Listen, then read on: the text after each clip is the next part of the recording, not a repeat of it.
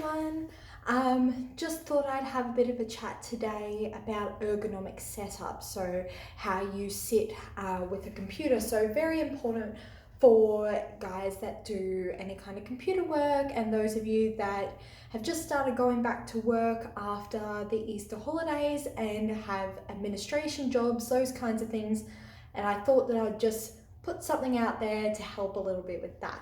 So, first things first, your setup. So you're looking at things like table height. I've got my trusty laptop here, I don't know if you can see. And you're looking at something like chair. So if you're one of those ones that sit for a long period of time, it's ideal to have a chair that's a little bit cushioned, because after a period of time, it's just not going to be comfortable. However, this is the best chair that I could find that I could actually reach the floor in. I couldn't reach the floor in the other ones. So it's good to be able to touch the floor in the chair. Reason being, it just gives you a little bit of support and it doesn't have that constant hang down on your legs.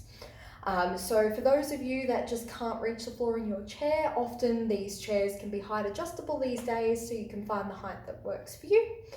But if you're a short thing like me and you have a chair that just won't go down far enough, you can always put something under your feet, like a little bit of a block, and that will just take a little bit of pressure off your legs and go from there. So touching the ground, you can see that my hips are relatively nice and neutral there. I'm not sitting too high with that kind of angle there, and my legs aren't pushed up and jamming my hips.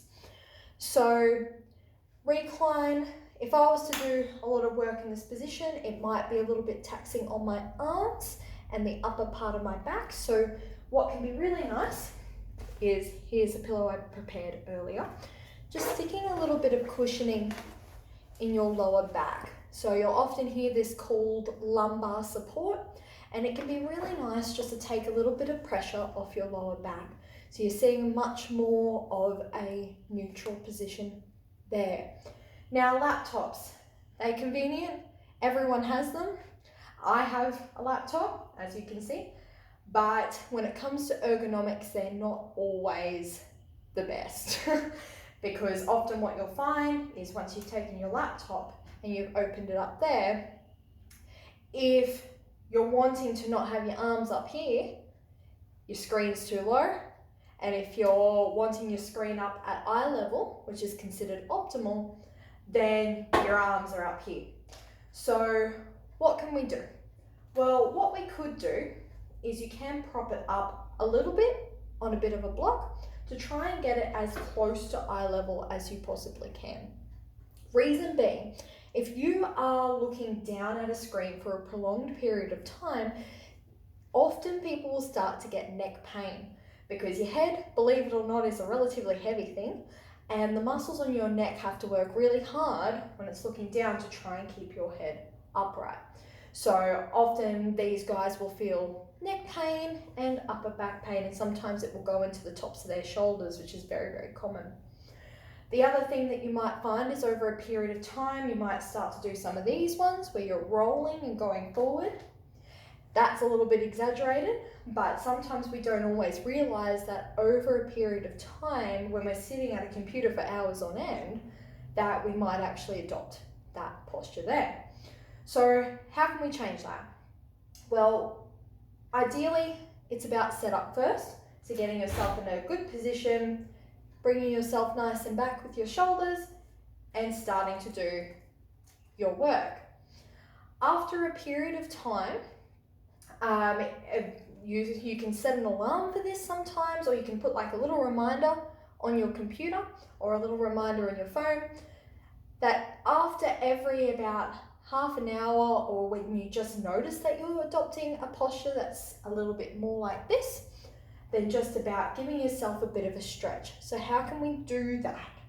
Well, squeezing your shoulder blades together can be really, really nice, just to bring your shoulders right the way back. And then just bringing your head and kind of tucking your chin in, if you can see that there, just back. And it might seem a little bit strange, but holding that for all of maybe about 10-20 seconds and then relaxing, and even doing a couple of those might just help to build the muscular endurance of those muscles responsible for keeping you backwards.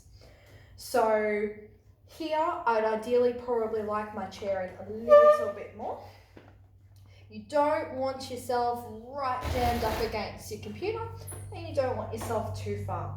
Reason being, if it's too far, you're putting a lot of force and pressure through around your shoulders and around the upper part of your back, and you'll start to feel it. If it's too close and jammed, everything gets tight and you'll start to feel it after a period of time. So just getting yourself in this position, typing, and then if you need to reset your head, hold that for a little bit, then keep yourself in that good position and keep typing there.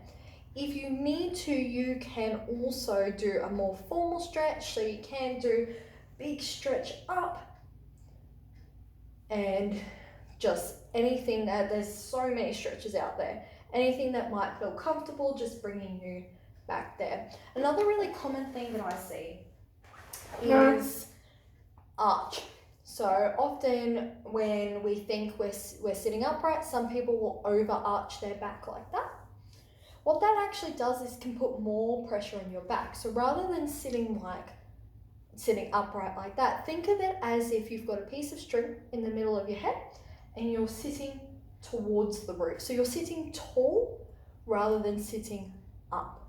So you're looking for not something, if you can see, not a rounded back, little spine there, not something that's too arched, somewhere in the middle there.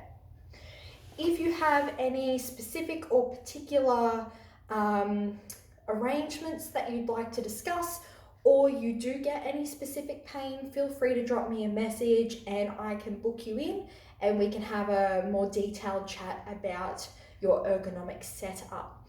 Ideally, if you're in a workplace, it is nice sometimes to have a sit to stand desk, and because what that can do is that after a prolonged period of time, if you're sitting down, just to prevent back pain and other musculoskeletal pain, you can stand up, do some more typing, and then after a period of time, sit back down again.